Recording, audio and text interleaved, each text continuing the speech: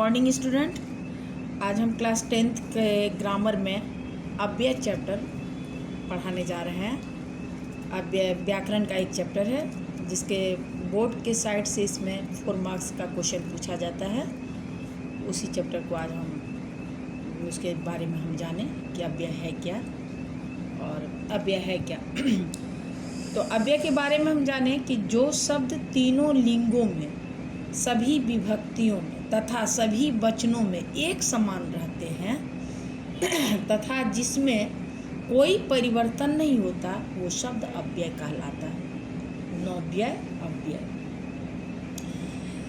अव्यय की परिभाषा हम जान गए हैं कि जो शब्द, एक शब्द है जो किसी भी लिंग में, एक वचन, बहुवचन, स्त्रीलिंग, पुल्लिंग, नपुंसकलिंग, सभी विभक्ति प्रथमा से लेके सप्तमी तक तथा सभी वचनों में एक ही रहता है उसे, तथा जिसमें कोई परिवर्तन ही नहीं होता। यानी कर्ता अगर एक वचन में है तो भी वही एक शब्द रहेगा, बहुवचन में है तो भी वही रहेगा। तो जिसमें कोई चेंज नहीं होता वो अव्यय कहलाता है। यथा जैसे अव्यय कुछ है, जैसे शनैः धीरे, एव मने ही, तत्र मने वहाँ, उच्चैः मने जोर से, माँ मने मत, ये सब अव्यय है। इसके अलावा भी बहुत सारे अव्यय हैं। अव्यय हमको याद करना होगा और उसको फिलिंग द ब्लैंक्स एग्जाम में आता है, उसमें उसको ऐड करना, भरना है। तो ठीक है, तो ये सब जो मीनिंग है ना, ये एक वचन हो चाहे बहुवचन हो, इसके सेंटेंस जो भी होगा उसमें ये ही भराएगा। तो अव्यय के कई प्रकार होते हैं। अव्यय कई प्रकार के होते हैं। नंबर 1 स्थान बोधक अव्यय, समय बोधक, प्रश्न बोधक, युग्मरूप और विभिन्न प्रकार। ऐसे तो हम जनरली जानते हैं कि अव्यय ये सब है।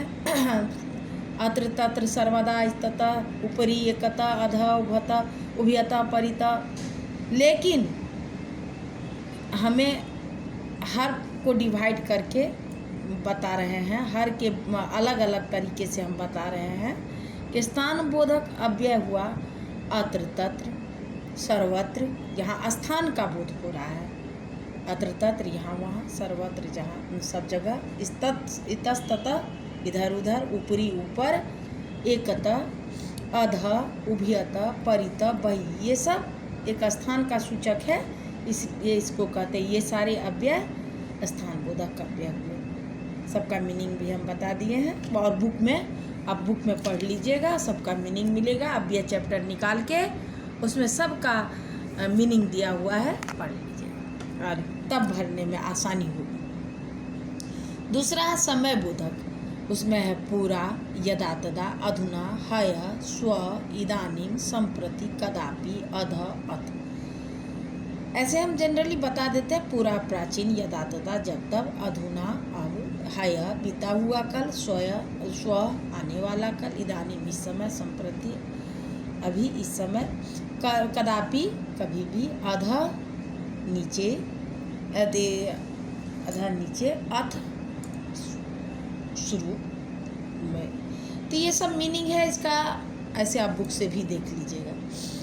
प्रश्न बोधक में कदा, कुत्र, कति, कथम, कुतः, किमर्थम। युग्म रूप, जहाँ एक जैसे है तो तैसे ही होगा, जब है तो तब होगा, इस तरह के जो रूप होते हैं वैसे अव्यय में है। यत्र तत्, यथा तथा, यदा तदा, यदि तहि, यावत तावत। यानी यत्र जहाँ भराएगा तो तत्र होगा ही, यथा जहाँ होगा तो वहाँ तथा होगा, यदा जहाँ होगा वहाँ तदा, यदि जहाँ होगा तहाँ तहि, यावत जहाँ होगा वहाँ तावत, निश्चित भराएगा, वैसा सेंटेंस ही आएगा।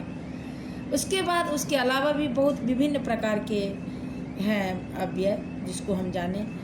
इति, एव, यत्, चित्, सहसा, कदापि, वृथा, मृषा, तूष्णीं, इव, इति, च, नूनम, खलु, अतः, पुनः, प्रातः, केचन। ये सब सारे भी अव्यय ही। निषेधात्मक में ना के रूप में, नहीं के रूप में मा मीन्स मत, न मने ना, नहीं। इतने सारे अव्यय हैं। सबका अव्यय का हिंदी अर्थ आपको जान लेना जरूरी है। ये बहुत सिंपल सा चैप्टर है अव्यय, इसमें कोई भारी चैप्टर नहीं। इसमें 4 मार्क्स बोर्ड साइड से है, आसानी से खाली याद कर लेना है और भरने के लिए दिया जाएगा, उसको हम एक बता देते हैं और उसी तरह से बनाइएगा। तो जैसे ये इतने सारे अव्यय का, कुछ अव्यय का अर्थ हमने लिख दिए हैं, जो आप देख के भी याद कीजिएगा। परितः, सर्वतः, उभयतः, हय, कुतः, हय, इतस्ततः, उच्चे, अधे, यथा, तथा, नूनम, अत्र, एव, इव, कथम, वृथा, अधुना, अपि, पूरा, एकदा, तुष्णिम, इदानीं, नक्तम। ये सब बुक के, और इसके अलावा भी बुक में बहुत सारे हैं, सबका मीनिंग, लेकिन इतना कम से कम आप याद कर लीजिएगा। और भी बहुत सारे सबको याद कर लेना है, तब आपको भरने में आसानी होगी। जैसे एक उदाहरण द्वारा हम समझा रहे हैं, यथा एक उदाहरण द्वारा कि एग्ज़ाम में किस टाइप का आएगा और आपको कैसे भरना है। तो मंजूषा मीन्स बॉक्स, बॉक्स में कुछ वर्ड रहेगा, कुछ अव्यय शब्द रहेंगे, रखे जाएंगे कुछ अव्यय शब्द, उसको आपको सेंटेंस में उतारना है। तो जैसे सने मने धीरे, स्व मने आने वाला कल, उच्चे मने जोर से, अपि मने भी, सर्वत्र मने सब जगह, एव मने ही, पुनः मने फिर से, तही मने तो, कुतः मने कहाँ से, बही मीन्स बाहर। इतना सबको आपको भरना है। तो भरने में आपको तरीका बता देते हैं कि जो आपको पहले आ रहा है उसको पहले भर लीजिएगा। ठीक है, हमको पहला सेंटेंस में नहीं दिमाग में काम कर रहा है कि कौन भराएगा नहीं भरा, ठीक है, इसको छोड़ देना है। जो आपको आसान लग, मतलब जल्दी भरा रहा है, समझ रहे हैं कि ये इसका यहाँ ये भराएगा, यहाँ, तो उसको भरते जाइएगा। रेस्ट वर्ड जो बचेगा सो हम एडजस्ट मैंने थोड़ी देर बाद मीनिंग लगाते हुए तब उसको भरिएगा। तो यहाँ राम विद्यालयम गमिष्यति, राम विद्यालय जाएगा, ये अर्थ निकल रहा है। तो स्व है, तो स्व ही भूतकाल नहीं, भविष्यत काल में ही लगता है। गमिष्यति, गमिष्यत, गमिष्यन्ति।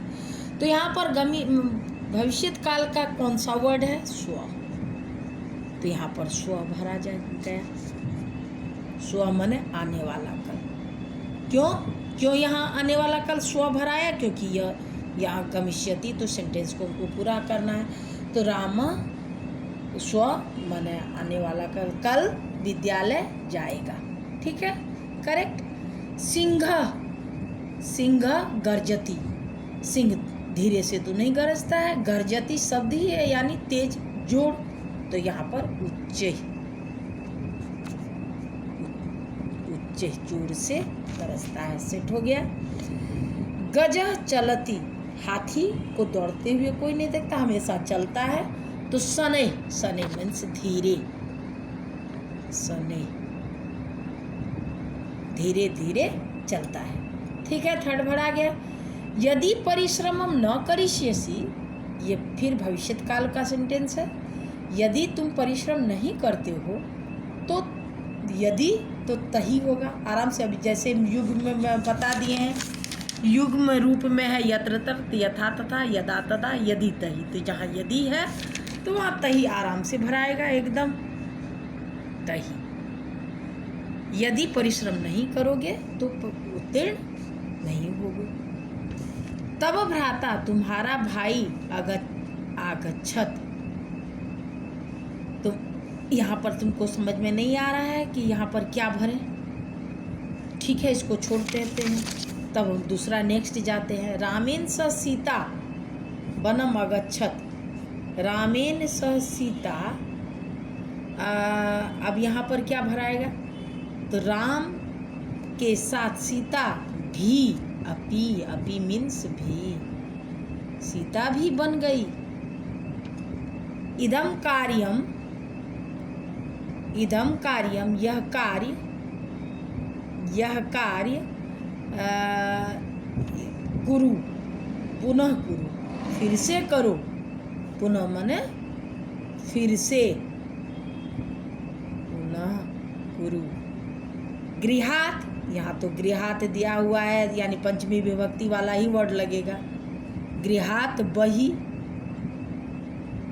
ये जो है बही मीन्स बाहर।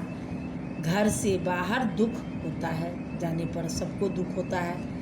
बच्चे आजकल बाहर में जाके पढ़ रहे हैं तो उसको घर जैसा सुख नहीं मिल रहा है, तो यानी घर से बाहर जो जाते हैं उनको दुख है। रात्रि काले अंधकारः भवति, रात के समय अंधकार। सीता रामस्य भार्या आसीत्, सीता यहाँ पर क्या भराएगा, ही, सीता ही एव मीन्स ही राम की पत्नी है। ठीक है, तो सब भरा गया। अब नेक्स्ट क्या बचा, तब भ्राता।